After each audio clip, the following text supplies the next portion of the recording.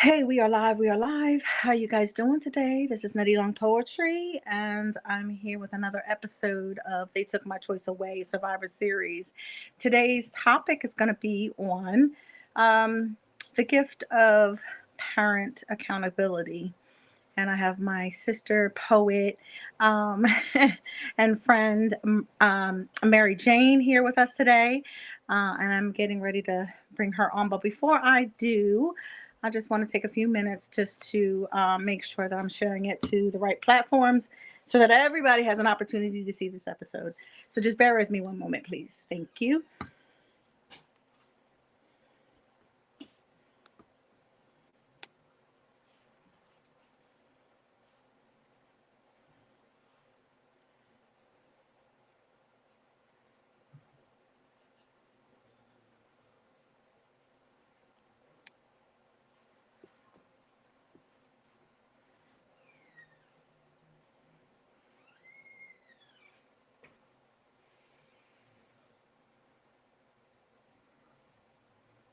For some reason, when I post to my regular Facebook page, it does not make it public. So I always have to make those changes and I got to look for it first. So that's why it takes a little bit. So I do apologize. Let me also pin it so that everybody can see it. And now I'm going to add our guest.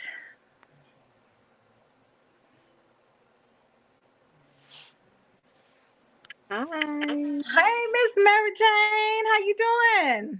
I'm good. I came on. I'm like, okay, you got all cute. All right. Well, this is what I mean, it's like I don't. It's not every day I get to put on like makeup and beat the face. So, I No, I like to hear do it you. at least once a month. Yeah, So, yes. how are we today? I'm good. I am balanced. I'm Good. good. How have you I been? like that. Hold on one second. Hmm. 1 second.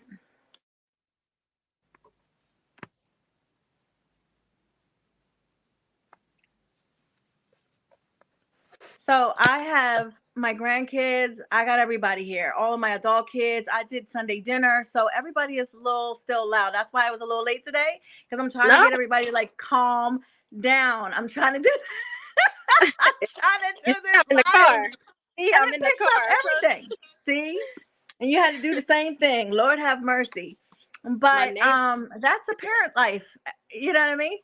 Yeah. It's not. I don't feel like it's ever like there's really seldom quiet moments. Those are things that you have to actually create. You know, Yeah. outside of the home. Like for me, I sit outside of my car a good hour, 2 hours before I even walk in. I don't I know do why that. I do it. I think I Nope. need it to just as digress, but I mean that's what I feel like I need. Or I'll stay in my bathtub for like 2 hours or something like that. Yeah. But I have Yep. to create moments so that I can be stable. You know what I mean? So that I Yeah. can give what I need to give to my family. But yeah. So tell everybody who Mary Jane is. I like to refer to you as poet because that's how I met you at an open mic. And you were just amazing. Thank you. Um, yes, a girl, the way that you pose your poetry, it also hits home to a lot of people. Like you really know how to, how to pen. But tell everybody who you are and who you are as a parent. Can you hear me okay? Yes, I can hear you Okay, perfect. good. So I am 36. I live in Trenton. I have two kids. I have Hmm. a 17-year-old who is a senior, and I have a 10-year-old who is autistic. He's in the fifth grade. Um, who I am as a parent, Hmm. I am one trying to be the parent that I needed. Mm. Wow. So that's been my journey. I did a lot of things that I'm not proud of, Hmm. things that made me hate myself for a long time. Mm. But it's those moments that hurt you and break you to the point that you don't want to go back there. And That's right. that's when the change happens, because you're reminded. For Mhm. me, as soon as I get to a point where I feel like I'm about to get there, I have Mhm. to remind myself of those moments that broke me so bad that no, don't do that, because you're gonna get there, and that's somewhere you don't ever want to be. So, yeah, and through those moments, I'm just learning to really be the parent that I needed when I was growing up and going through things. Phew, I mean, that in itself is a sermon. Because that is so special. I don't think I've ever articulated it that way. I know I just needed to be better, right? But Yeah. to say that I just want to be the parent that I needed, my God, that just resonated in me just now. And I'm like, yeah, that's it. That's the missing piece to the puzzle. Like that's really it. And I didn't know, how we were gonna like spin this off. I just know we needed to have it because you had said some pretty impactful things just in your stories. And that's how I got a hold of you. I'm like, oh no, no, no. We need to talk about this. We need to talk about this. Because for a long time, that has been something that I am really passionate about correcting our parental mistakes Yeah. and being accountable for the part that we play negatively in our children's lives. And the reason why we have impacted them negatively is because we were hurting. And Right. and it's so true that when people say, yo, hurt people, absolutely. But we don't even articulate it to think like, because I'm the parent, I did some hurtful things to my kids. And we don't ever really look at the mirror and self reflect on those things. Right. Sometimes we might feel bad, but not enough to really correct. Right. And so we're constantly in this vicious cycle of, repeating mistakes and we're not growing from them. So I really hope that this conversation will help someone else. If it just helps one person, realize, what? I need to go back. I need to apologize and start the healing process because I feel like a healing journey is never too late. No. To try to mend broken pieces, to even go back to even mend yourself as an individual. It's never too late to even do those things. But I will tell you that it does take a journey and it's not going to mend by itself and it's not going to mend in just a few days or a few months of things. Something like this is going to be life changing. It's going to take your whole entire life because you always have to practice. You have to put into practice what you're trying to um, what you're trying to fix. It doesn't come. It's like it's almost like it's not natural. Like you understand what I mean? Like it's almost something like this is the way that I was brought up. So to me, that's a natural thing to do. What's not natural is doing the opposite of what you're trying not to do. So I think It's that takes a it's with you that. having to it's you having to break out of your own comfort. You have to do Hmm. things that are uncomfortable. You have to become comfortable with uncomfortability to be Hmm. able to grow. Yeah, So and that that's not natural. That's too hard, you It's know too what? hard, but I can say go ahead. that through this journey, I've become, I will say, in this last year or two, I've become very comfortable with uncomfortable conversations. Mhm. And a lot of that is through my kids. Yeah. It's mainly through my kids. I have the most uncomfortable moments and Mhm. uncomfortable conversations with them. So, And why do you think that is? Is it just because um sometimes you allow, you have to allow space for you to be able to be um you have to create a space so that you can receive how our children perceive us, mhm. right? And so when we do that, that doesn't always work in our favor. You have to, oh, I feel like I've been trying to be the most honest that I can with Mhm. myself. Like, Mhm. sometimes sometimes I really look at myself in the mirror and really question myself, how honest are you with yourself? Like, are you Mm. 100% honest? Like, Come on. what is it that really bothers you that you do? What is it that you don't like? And for a long time, I didn't like the mother that I was. Like, Hmm. I didn't. I grew up with I didn't have a good relationship with my mom at all. I didn't start I didn't start getting along with my mom till probably about maybe 2, 3 years ago. So in my 30s is when I finally became okay. And we don't even have like a great relationship. I won't Right. even say we have a good relationship. We just actually have a relationship now, where before it felt like nothing. Like, I can honestly say I pretty much felt most times nothing from my mom. So, not having that and trying to and I had my first son when I was 18 going on 19, cuz we're a week apart. So, I had him at 18 and then I turned 19 the week after. So, I was still growing as I was raising him. So, we were both growing together. So, the difference in my kids is the difference in the mother that I was to them. It was like, where my older son, um he had a more traumatized mom. He grew up with a more traumatized and broken and hurt mother. And we're always learning, but I had a lot of unlearning and learning to do during his, first decade of life. Where my little one, he has a somewhat more patient mom. He has a more peaceful mom. Um, so he's he's like a ray of sunshine. He's so happy, so loving, so expressive, so vocal about his emotions.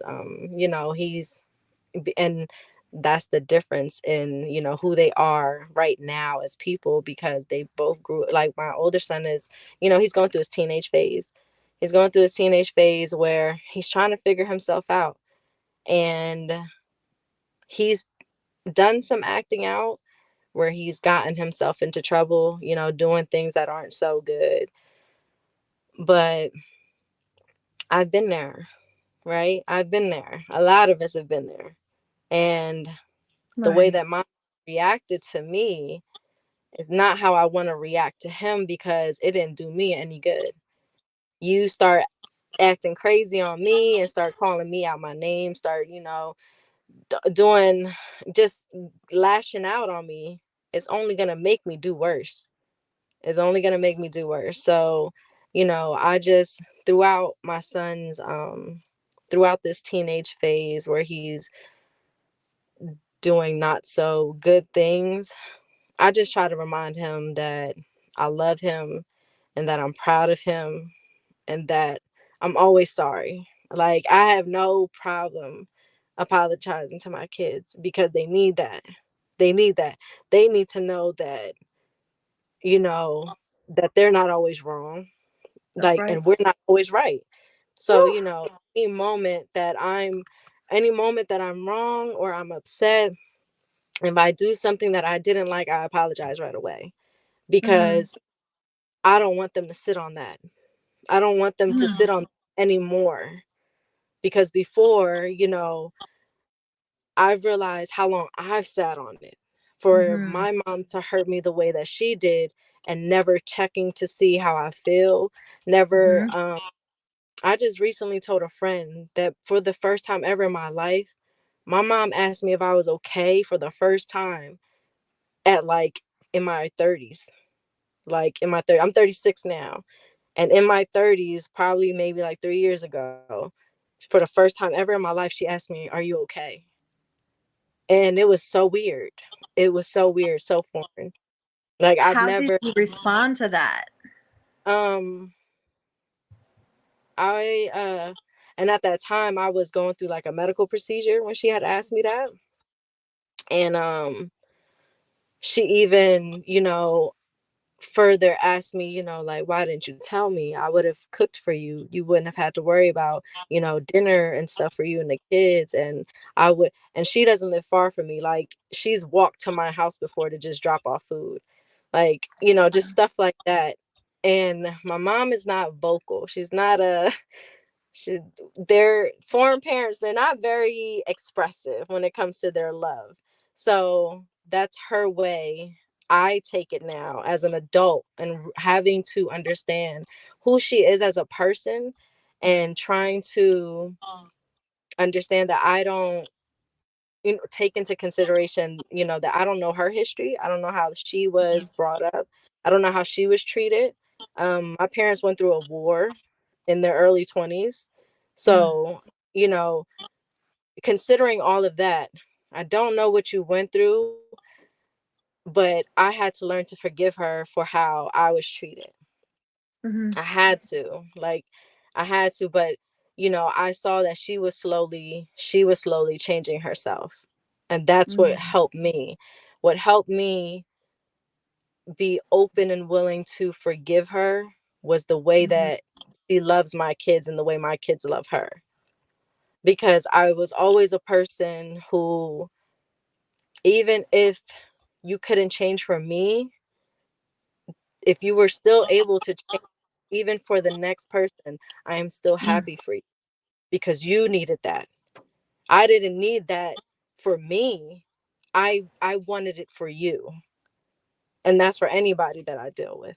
Like, mm. if you can change, if another person comes in your life or something hits you to where now you are changed, I'm happy for you. I am genuinely happy. So my mom, I just saw that she changed, like, with her relationship with my brothers, even her relationship with my little brothers. She was better to them. And I'm Mm, happy that they have that with her. And then seeing her with her grandkids, I'm happy that, it made her softer. And, mm. now our way of connecting is like through food. Through food. We both like cooking. So, I see your so yeah, posts, yes, and it be looking yeah, good, girl. thank you. I think that's beautiful that you found some sort of connection. And not too many Mhm. people can say the same, that it's yeah, I think I grew up thinking like, oh, they're just set in their ways. You know what I mean? Like your parents are just set in their ways. But Yeah. in your instances, when you decided to change, then I feel like when the change about ourselves comes into place, that it also helps others to change around us. And so that's really controlling your atmosphere. You know what I mean? You're in control of, you know, really changing, and being a good influence. Anytime anyone's a good influence, you know what I mean, change has to happen, Yeah. so I think that's a beautiful story to tell. Thank you for sharing that. I think that's beautiful. So, in the art of and the gift of being a parent accountability, I just kind of wanted to go over a few things some bullet points that I had prior to prepping for today. We all know that accountability is like an obligation or a willingness to accept responsibility, right? Mhm. To account for someone's actions. But and in the biblical like accountability standpoint, it's rooted in the reality that we'll one day give an account to every secret and every sin and every lie, right? That's the biblical standpoint of it. But when it comes to parent accountability, we have to understand that children are learning vessels, right? Mhm. And they only express what they learn from home, right? And so Mhm. now are the now there are other things also coming into play like social media. My younger son likes to watch YouTube, so there are a lot of other influences teaching our children, right? And so if we're not involved in their learning process, what sorts of guidance do we even offer to our kids? And I so you know what I mean? Like, Mm, what sort of guidance are we allowing them? Because I can tell you right now that I grew up with being a teenage pregnant. I was teenage. Had a teenage pregnancy. I was 14 when I got pregnant, and so I can definitely agree with you when you said how you were just learning, to be, a parent yourself. You were just learning, as well, walking into adulthood. I was a child having a child, right? right. And so my my upbringing was, my father was a pastor, my mother was a homemaker, and I didn't really see them communicate much when they were home. And Mm-hmm. that we put this facade at, when we were at church, that we were a happy, you know what I mean, and go lucky family, a perfect looking family. But in reality, we were like, it was almost like stone cold at home, you know? Mm-hmm. And so I did get compliments from my father when he was proud of me. Like growing up. But that's the I didn't see my parents really like love on each other. So I didn't really know how to even do that when I started having kids myself. And even as an adult, when I started to have children, I did not really show them affection. Affection I am now, right? I wasn't always that way. So now I'm growing up with all these, I don't know, stigmas or something, like, I don't know what to call it, like all of these things that are impacting me negatively, because I don't know how to even nurture my baby, right? And so I was fresh going into a sophomore year.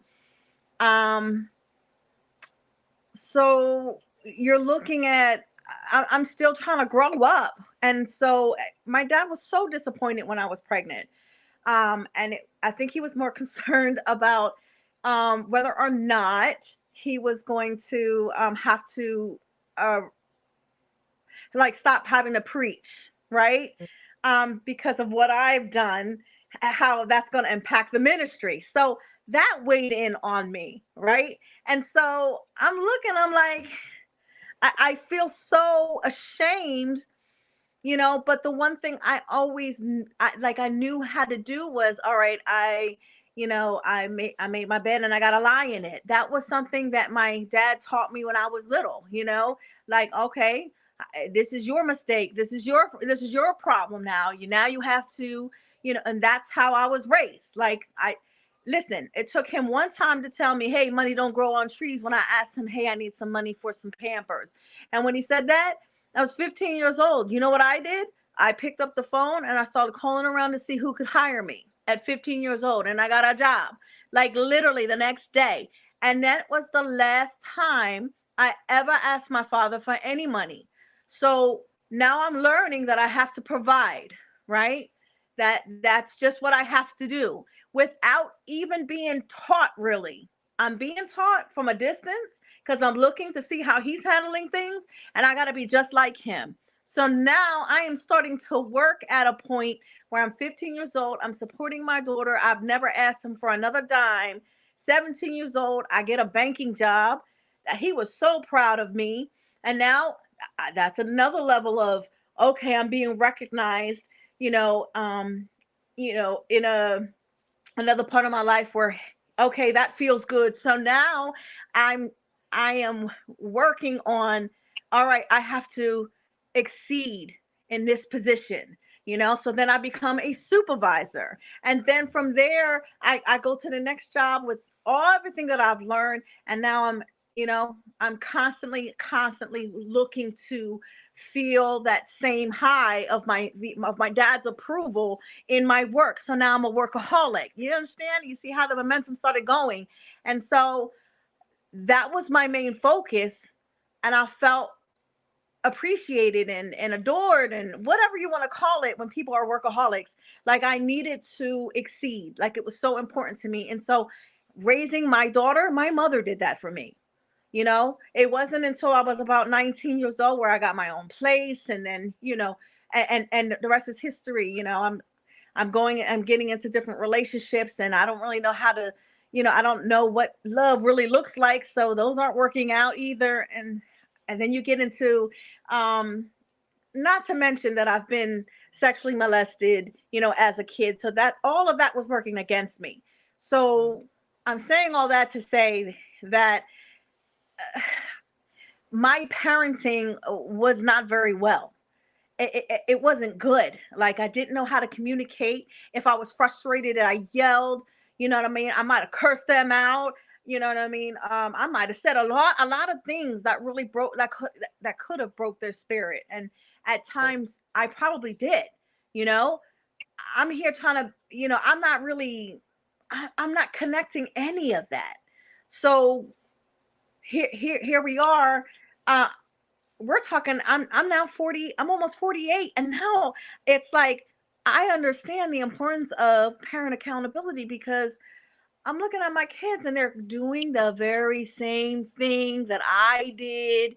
You know what I mean? And they're repeating some of the same things that, oh my God, that looks familiar. It's because I did it. And that's because I played a part in that. You know, Mhm. I saw that there were things I didn't want to repeat. My Right. parents kept me from being able to play basketball, sports, anything like that. I believe that if that was part of my journey, growing up, I probably wouldn't have gotten pregnant, right? I'm not blaming them. I'm just saying, probably that opportunity or that door that opened is because there was nothing left to do but to sneak a boy in or something like that. I probably would have been, well into my journey of playing basketball for high school and maybe even college, but that didn't happen, right? So to get to a point now where I realize, wow, there's no way that I'm not going to have my kids play sports, and that was something that I did different, and I felt good about that. And then they ended up going to college. Some of them went to college and played soccer, and they all play soccer. Apparently, all 7 kids played soccer, and I felt good about that. That I did something different, but loving them wasn't any different. Like, it was the same way. Like, I didn't know how to love, and so it had to take a traumatic family event to take place where, okay, I have to have therapy in order for me to even stand myself, because I couldn't stand myself, you know, Mhm. um, to to see any type of healing for us, because it was bad. It was really bad. It was so bad that um, there was just so many obstacles that I was facing all at the same time. Psychotic breaks in one of the children, bad behaviors. We were just, it was, I was barely existing myself because it affected me and impacted me tremendously. But having that extra person to come in to the room and try to de-escalate what was picking away at me, in my thoughts, in my brain, was probably the best solution for us. And then as time went on and I was able to breathe, I was able to accept what happened. Not accept it to the way like, oh, okay, well, I can just get over it. No, just to be able to cope with it and bear with it. Um then then the hard truths came, where they started to tell for our family trauma, and started to allow the children now to be able to express freely, with someone being able to be a mediator, because I was un- untouchable, or like I didn't want to hear what they had to say. I just wanted them to listen to me, and that was it, right? And so I had to learn, and I had to humble myself to really hear what they had to say about me. And it was not easy. It wasn't easy. um and I needed therapy just for that. I mean, I'm not trying to sit here and laugh about it, but like, I really was a stone cold wall. Like, I didn't want to hear what they had to say, and I was when finally when that wall finally came down, I cried like a baby. I Mhm. cried like a baby, and I couldn't believe how I was behaving, you know. And Yeah. that was due to my ex-husband hurting us, and the treachery that came along with that, and how it affected the kids tremendously. Like, I took a lot of the weight bearing on that, but it was not easy. Mm. um so you have anything you want to add to that? No, like I'm happy that you went to therapy and that it helped you. I have still yet Hmm. to make it to therapy, but Mm. but like my self-reflecting lately has been very therapeutic because I've been crying. I cry like every day. I've been crying every day since like Mm. before my birthday. My birthday was September 29th, and I was crying like weeks before that, just every day. And it's really just, you know, I was having a hard time not being with my older son.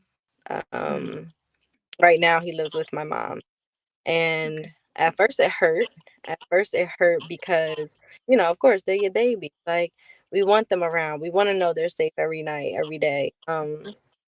But I I became at peace with it when I realized that when I was that age, I probably needed a break from my mom too. And Mm.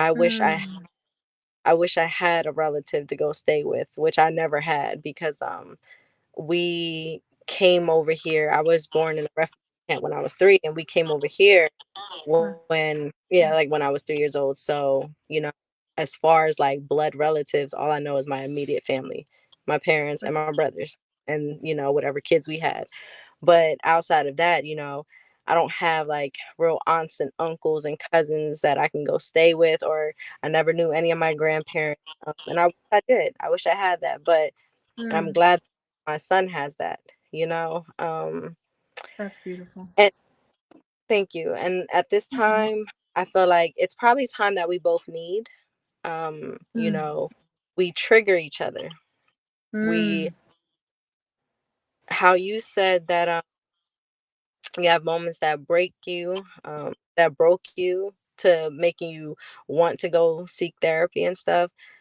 That, like I said, it's those moments that break you that make you remember why you have to change, what you have to change. The first time that ever happened to me, um, well, it wasn't the first time, but it was like another major event that happened where we got into a fight and he left through the back door of the house. So I told his little brother to go get him to come eat his food. And my son tells me he's not back there. Like I looked in the back room, I looked in his room, he's not back there. So I look on the back porch, he's not there. I go look on the front. I'm yelling out his name multiple times and nothing. So I ended up putting is the rain loud? Do you hear it? No. No, Okay. you're fine. So then he left out the house and he was probably gone for about 2 hours. Like the first, I'd say maybe 15 minutes, I just called everybody to let them know what was going on. And then I put up a post on Facebook. I had a few friends go out looking for him, but for 2 hours, I didn't know where he was at. Um, his dad's baby mom picked him up, not too far from the house. Um, and when he came back, we cried together. Like he came back, my brother talked to him when he came in the house. He apologized, I apologized. And we just cried together. A lot of times, like how you said you don't really you don't feel like you knew how to be affectionate and stuff. Like, I learned to be affectionate because I didn't have it, because my parents weren't affectionate at all.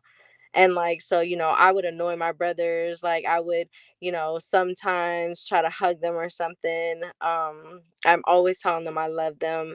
But like, even more so with my kids, like, I'm very much affectionate with them because I'm like, no, I can't. I don't. Growing up, like, I didn't understand that. Like, it sucked to feel like if my mom wanted to hug me or tell me she loved me, it felt weird that it felt weird. Like, I don't I know. don't want this. Yeah, like, I don't want this feeling to be weird. Like, if you want to Yeah. show me love and affection, I don't want to look at you and be uncomfortable with that because it's foreign to me because I've never experienced that with you.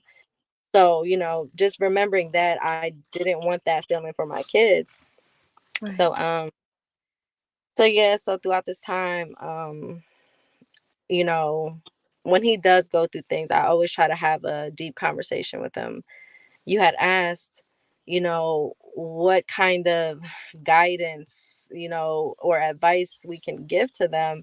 And Hmm. it's really, once I feel like once they hit a certain age, it's really hard. Like, at this point, they are gonna live their lives.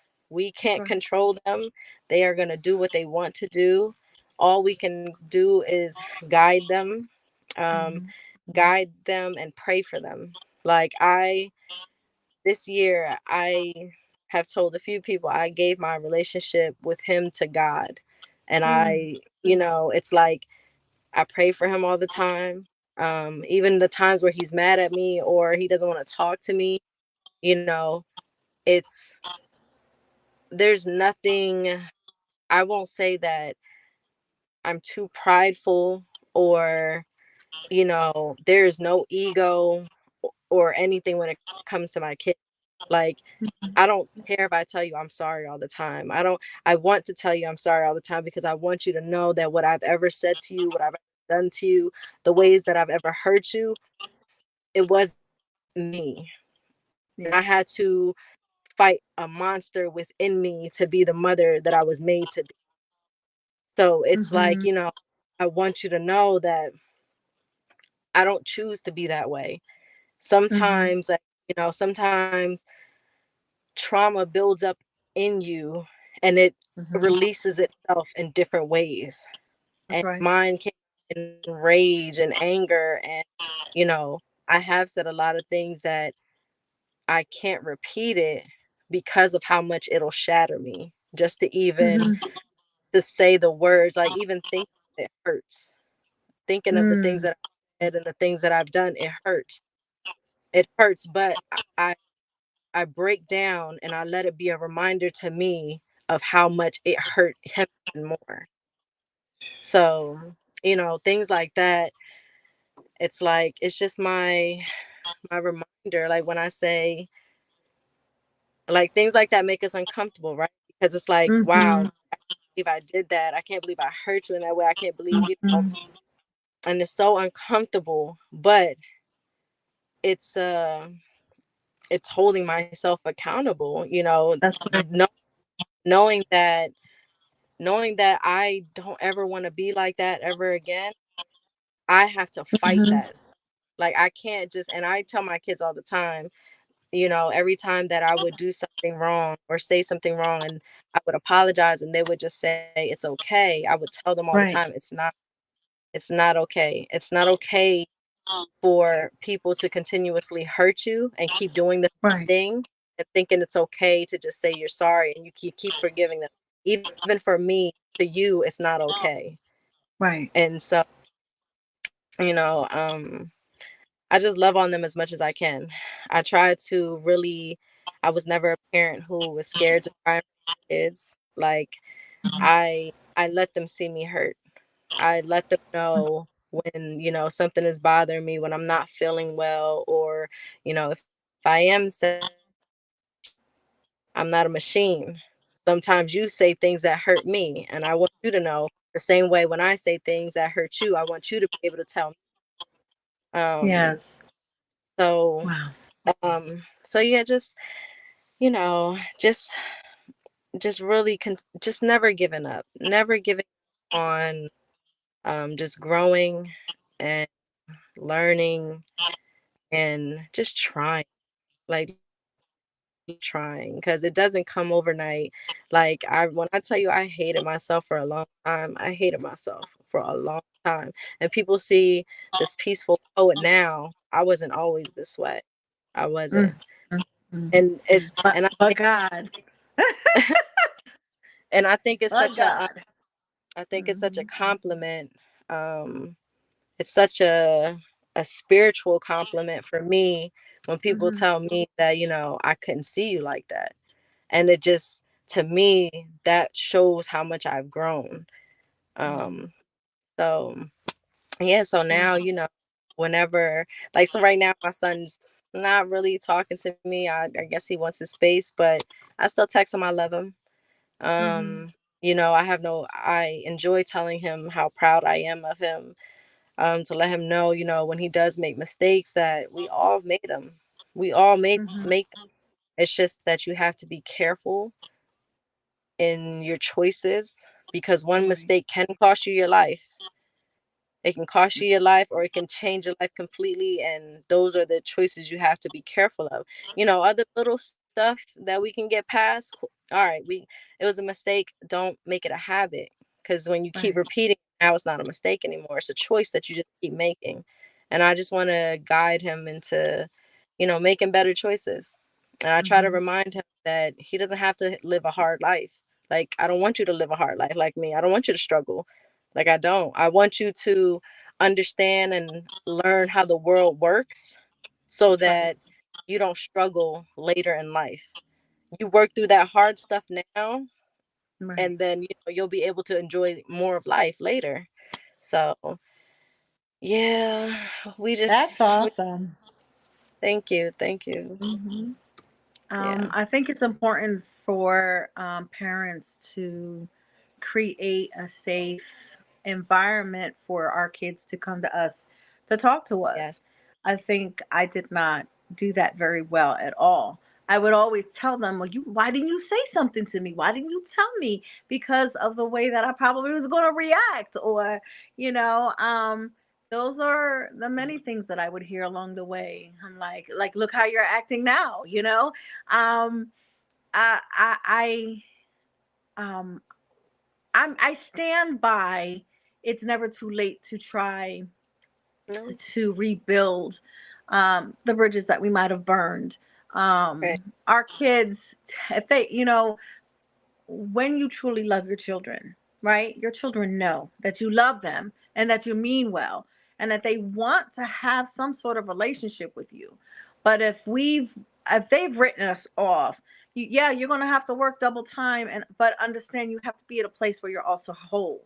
You have to be Mm, you got to build a backbone because it's going to be hard out there to understand where the feelings came, the resentment that they built up, against yeah. against me. You know, I had a few children here that did resent me, and I had to understand why. I had to create a space for them to talk to me. And now, what I can tell you is that after years of working at this, years of even after therapy, and implementing the things that I had to learn to cope and be able to deal and to put into practice, it is way better than it was, when they were growing up. Part of that reason is because I've learned to do better. You know, you will get to a place, if this is what you want, you will get to a place where it will get better. But man, that beginning stage, even that middle stage, because guess after all of that, you know, you still as a parent have to hold everything you do going forward, also be accountable for that. Mhm. You can't go back and undo what's been done, but you can fix it. It can be fixed. It is fixable. Right. um So some of the things that I happen to see, and I think I might have sent you a clip of a post that I was not happy about, right? And that post was um a son, and I didn't understand what his gripe was about women, but that he had a post about women and how negatively he was posting about them. And so his mother happened to stitch herself into her son's post, right? And what I didn't understand was, oh, if I've told him over and over again that he should seek therapy, and that obviously he has mommy issues, but I didn't do anything to him at all. And I just felt like, why did she stitch herself into her son's video to say all of that? Why, you know what I mean? Like, I didn't hear no accountability on her part as to, you know, there for some reason there's resentment towards her. And you're openly admitting that he has mommy issues and that he should seek therapy, but to say I didn't do anything to him at all, I just felt like, wow, like, what was the point in all of this? What Where's the what was it that he said? Because it was something to do with rape. See, I didn't hear that. I didn't hear that. So is that so so if that was the topic, right? I still don't understand um why the mom even bothered to stitch herself into his post, right? I I I don't. I'm not that person, so we can't speak for people who move differently. I can't we can't speak for nobody else but ourselves. So, Well, that's true. why she chose to go that route, I feel like a lot of people do. I think it's a lot of times I truly feel like when you so many people want to go viral, but they don't care what they Uh, go viral for. That mm, thirst to go viral, and it doesn't matter what the content is, just that thirst to go viral, I feel like it's sad. I mm, feel like it's a lot of people nowadays. So it's kind of just yeah. like, I just her chiming in and just saying what she said. I get what you're saying. There was no accountability, because if you're saying he has mommy issues, then okay, then mhm, what is it that went on between y'all that right, you feel like it gave him the mommy issues? Because you're his right. mom. So what were the issues to say that, I didn't do anything to him at all and this and that, like, I That was just the point that I was trying to make. That's it. Like, why there had to be something. You know what I mean? And I just wanted to kind of like just briefly talk about that point, as opposed as, well, he's upset about something. And so where's the accountability as far as him as his parent? Why do you feel like that there are some resentment towards you? And so all I was, yeah. So sorry. You're right. I wasn't trying to make it to the point of no, judging no, her, no, but I but just, in retrospect to the topic, that there is some sort of accountability even as parents that we have to have for our kids. He's upset about something. He's hurt about something, and to say you or never did anything, come like on. what she responded with, and I wish we could pull it up. I I was wish I hurt for him. Because it was something he said though, because I just realized that when it's certain words like rape, they'll put grape instead. And it was something Oh, that he said. I think it oh, was somewhere along the lines of um I don't know, playing with me or whatever, it'll get you graped, and if if your child was sitting there talking about, in any way, in any situation, that he came out his mouth, it don't matter what the situation was, that he right, felt like it was ever okay to rape for him. someone, Mm-hmm. there's a deeper issue than just it's a deeper issue than just a little That's right. mommy issue. That's not a little mommy issue. Like, that's something that you need to take him to seek help for, not to sit Or here he and again, go ahead, go uh, ahead. no, I was saying he's like an adult now, so it's like Right. Yeah, so so I'm gonna go back I was now. Now I'm curious. I feel like I have to go back to see what yeah, I'm he gonna have actually. to go back now because now I wasn't even correlating that with what you just said, and thank you for bringing that up. But I was just like, there's just no way. Our children are like I was saying, they are they're influenced. They're influenced by everybody. You know, they're like sponges. They're going to mimic a lot of things. They're going to play out a lot of things. Bullies don't become bullies because they were never bullied. Of course, the child at some point experienced some sort of bullying at home in order Mhm. for them to be a bully to someone else. They had to have learned that somewhere, whether it was a sibling that bullied them, and now they're trying to, because kids don't know how to often express themselves, so they express themselves in the way that they're being treated. And I believe that wholeheartedly. You know what I Mhm. mean? The things that they're watching is teaching them. And Yeah. so people don't just wake up. Kids don't just wake up and mimic the things that they're doing because they haven't seen it before. It's because they have, you know? Right. Um and for anyone um to believe that our kids develop in a way um and not and you and to say that you're not the reason why they are the way they are.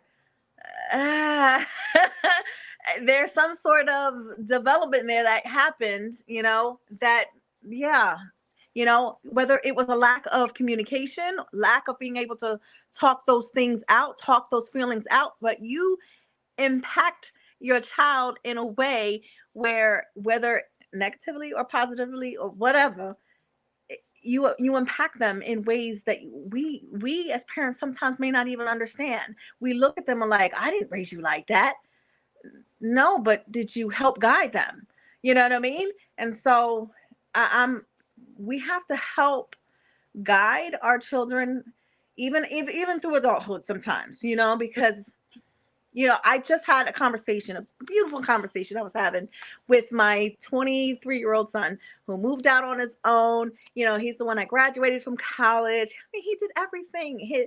But he reminds me so much of me in retrospect to constantly overachieving, right? Mm.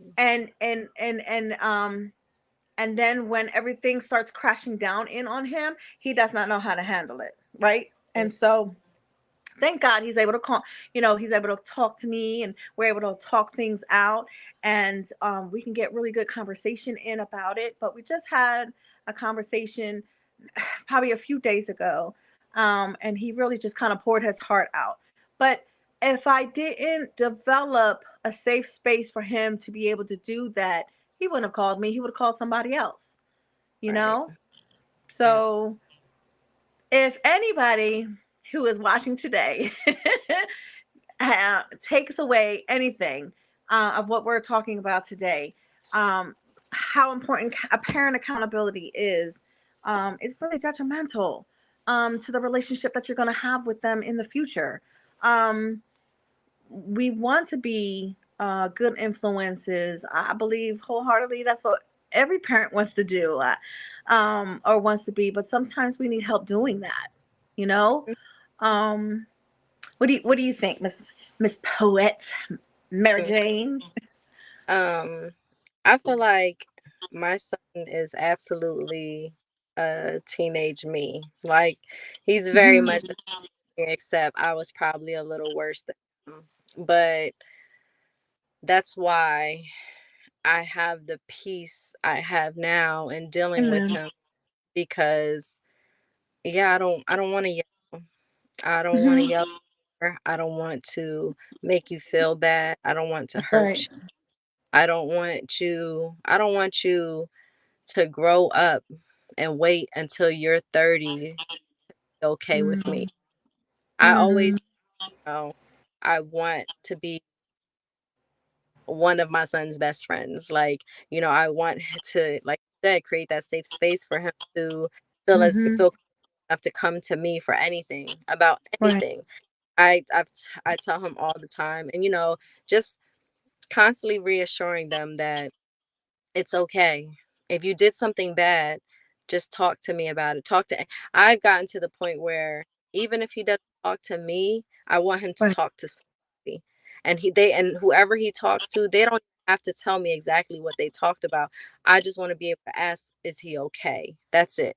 If he sounds like he's okay and if he's not, saying anything off the wall, that's fine. Right. I don't need to know all the business. I just want to know that, he's opening up to somebody because Mm. my one of my worst fears is him harming himself and I didn't know why. And I Mm. didn't at all. That's a fear of mine. So, I just always want to know where his head is at. Like, Mhm. like when he's hurting and stuff, and he's a closed off person. He does not open up to hardly anyone at all. Yeah. And that's scary. That can be scary, Mhm. you know. I don't know the Yeah. strength behind, and I don't Right. know where, you know, people's mental strengths are different, where some people are easily taken deep into darkness, where others it might take more. So that's something that that's something that thought makes me reach out to him and keep reassuring him that you are a beautiful person. You are you're an amazing person. You're smart. You're talented. And I just really just try to just love on him verbally, um, Mhm. reminding him that I'm here for you. I'm here for you. You don't have to struggle. No matter what you do, I will always love you. There is no judgment. Um, Right. just because it's like I just don't want you to struggle, and really, I want you to live an honest and Mhm. peaceful, you know. So, yeah, I yeah, like, and I feel like I've talked a lot about my older one, and with my little one, with his autism, I've had to that yeah. So dealing with the teenage phase and dealing with Mhm. an autistic child who's a little just delayed. You Mhm. know, it requires so much patience. And I have broken down before because my son is 10, he's in the fifth grade, and I don't feel that he's at the same learning level as all the other kids his age or in his class. But Mhm. I remind myself, yes, every child develops Is. pace. Um, so, I just keep having to remind myself that and just literally just being patient and just working with him and just trying all the ways that I can to learn how he learned Mm. and working with that. So, yeah. Wow, that's beautiful. Still, everything everything is a learning process. Mhm, You had to learn different parenting skills, with your youngest. I'd have to say I had to do the same. A lot of my children were all grouped together. They were just like a year apart. There was five of them that were a year apart from each other, and so they kind of grew up together. And then I have this. They're all adults now, and then I have this 10-year-old. When I think the kids were like, I don't know, like 13, 14, and 15, when he uh, was the addition to the family. And so I had to first of all, I'm a I'm so much older now. I had a child way older now. I was married. That whole experience was different. Him being raised in at that age for me, and so I'm already calm. I'm already like I've already can exercise. patience and stuff like that. But I still fall short and getting frustrated and things like that. And I have to like, okay, let me take a deep breath. Let me count to 10. Let me, you know, I struggle with that sometimes, but I think for the most part, he has the best version of me. You know, when Mhm. I started to have grandkids, they have the best version of me. Cause now I can hear my kids like, ah, you would have just taught, you'd have ripped us up. You would have spanked us. You would have, all these things that they said that I used to be. And then they get baffled when they look at me and I don't respond the same way that I did when they were Right. young, when they were younger. And Right. so, yeah, I think that this is just something that it's going to have to evolve the way that it evolves when you're actually trying to get the help, and it's going to be a good thing, you know. Right. I know that you have a poem to share with Mhm. us. Yeah, Um, would you please grace us with that poem? absolutely. So, Yeah. this is the first poem I ever like did on stage, and it was at Voices in Power, like probably I want to say like 6, 7 years ago. Yeah, like maybe 6 years. And it was sweet. It was his so it was his I wrote it for his birthday. Um, Mm-hmm. and Lewis got the audience to sing happy birthday to him. So we got to record that and I got to show it to him. And he was like, they sang it all for me. I was like, yeah. That was really sweet. The Yes. song is called Earth Day. Mm. My dear Nasir, I'd like to wish you a happy birthday. I couldn't tell you I was the happiest on your first day, but don't take that the wrong way, because what I would say is the day you entered this universe is the anniversary of my Earth Day. Son, before you came, mommy was so lost in space. Without a positive thought in place, running through the darkness, losing in a costly race. I had an empty soul that reflected on my empty face, and I didn't know at the time that love was the gravity I needed to keep me safe, or at the least keep me sane. To keep these evil thoughts from being planted in this peaceless brain, but son, I was drained. Baby, I feel like I owe you 1,000 apologies. Seconds it took to create you brought minutes of suicidal moments that extended into my darkest hours. See, I hated myself for allowing another being to have this sort of power over me. It was like his fist struck fear repeatedly until it weakened my mentality. And I felt so cowardly. Every day I was walking around like I had permanent gray clouds over me and only busting out the umbrella to block love because I didn't know how to let it shower me. The physical abuse was eating me alive while the mental abuse devoured me, swallowed me into a black hole, had me thinking I had no one around for me. I was so deep in the darkness that I couldn't see the stars surrounding me because of him. He ruined my earth with his pollution. He was so caught up in this delusion that I was swimming in a sea of love when I was really drowning in an ocean of confusion. He forced me to be a magician to create this illusion like we were painting the colors of the winds when his tornadoes only painted black and blue bruises. This earth was slowly dying.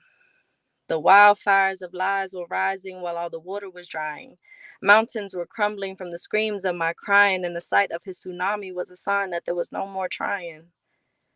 I was giving up on this earth, and when I thought all was gone, he planted and abandoned his seed in the dirt through his he planted and abandoned his seed in the dirt for me to keep through his upcoming storms.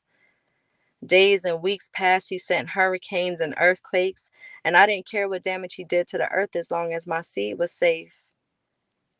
I was told in due time that a sunflower would bloom, but little did I know God gifted me a sun to bring his earth out of the gloom. And my sun's rays worked his magic so soon that my waves were back to waving while my winds were whistling a new tune. My trees grew back to standing tall, and my leaves refused to fall. Flowers were blossoming in fields, and mornings were once again filled with sweet bird calls. My son brought it all. He brought happiness, comfort, warmth, and light. Days are no longer dark because his hues make everything bright. The thoughts of his settings make me look forward to the night, and the thoughts of his risings are reminders of what love does in life. My dear Nasir, I'd like to wish you a happy birthday. There are never enough words to fully thank you for brightening each and every day. Because of you, happiness came only to stay, and I now dance in the rain because I know after the storm there's a rainbow on the way. I haven't done it in a while. um, It's all good. It's all good. 'Cause I am no longer alone and afraid because with you I have a safer space, and there is no greater place. My love, I need for you to understand your worth. If ever you second guess whether you could change the world, just remember how you changed mine first. And know that September 22nd was not only the day of your birth, but will forever be the anniversary of when my son arrived this earth. Mm, That's beautiful. thank you, thank you, Ooh. thank you. Well, I just want to thank you for the opportunity to get your perspective on, um, parent accountability. And I called it the gift of parent accountability because it can be a beautiful gift when operating in it right, Um, so, yeah, thank you for your time. Thank you for sharing your thoughts with me. Is there anything else you'd like our viewers to know or to Uh, add? You'd like to Thank add? you for having me. Thank you so much. I feel like there was a few women who reached out to me when I was speaking, about what I was going through with my old son Nasir, and Mm-hmm. things like that are just it means a lot. Yeah. And I want people to know, like, we're not alone. Like, we are not alone in how we feel and what we think. Like, it's billions of people. We're not the only ones thinking like this. And I would say, give yourself grace and just keep trying. Mm-hmm. Um, and really give it to God. Like, Mm-hmm. once you're there, I truly feel like once you learn to really give yourself to God is when you'll learn to, you know, to really be guided by him. Mm-hmm. So, yeah. So give yourself It's grace. definitely a spiritual walk, like a spiritual walk. It is. I don't think you can do that like solely on your own, of course. No, Thank you for bringing that perspective back into the room because it's true. God created us in such a perfect way, right? We strive to be perfect. We can only strive to try to be, you know, and operate in His perfect will, as best as we can because hey, we're sinful by nature, right? But to know that His perfect will for us is for us to be um, it's for us to be in a space where we are all living in harmony, yeah, where we are allowing opportunities to present themselves so that we can be good, influential people in the lives for ourselves and others that are around us and our family. I think that's the most important thing is to is to really work at home. Home is very important. I think it's where our children are going to get the guidance. It's where we'll get the guidance, especially when we allow God to be the head of that. So thank you for that. yeah. Thank you for having me. Thank you so much. I appreciate you. Girl, we might have to do a part two. Because I know that there's probably so much more that we haven't really expounded on. But Absolutely. as these weeks come on, I'm gonna, really, really look into I'm thinking about getting a therapist on to kind of like help our parents and our viewers out here to how to create safe spaces and opportunities to look at ourselves, because that's the hard part, because sometimes you can try to self reflect, but if you're in I didn't see too much of it trying to self-reflect myself. Like I really needed help with that, you know? And I remember my daughter telling me, my oldest daughter, she says that we all have some sort of um what did she say? Narcissistic behaviors. Mhm. And I was like, "What?" I mean, that sounded so odd to me. She's like, "Nah, we do. As parents, like you had some narcissistic behaviors, and I wasn't really to change that until I had to. When I was getting so lost from my relationships with the kids, I realized that I'm not doing this thing right. So Yeah. now I needed help for that. Like I could not see some of the things that they were saying. It had to take someone, a professional, to help me see that. And I'm not afraid to say that. I'm not ashamed to say that. Like, Yeah. like yeah, sometimes we need help seeing it. Mm, We don't always want to agree about it. So right. Yeah. that was my story anyway. I'm not talking about anybody out there. I, you know, but hey, I just hope this was a blessing to someone. Hey, if you found it impactful, please share. And you never know who it's going to help, who it's going to free. Um, that's it for today, guys. Thank you so much for tuning in. We appreciate you. Give us your feedback, and we'll get back to you. Bye. Bye.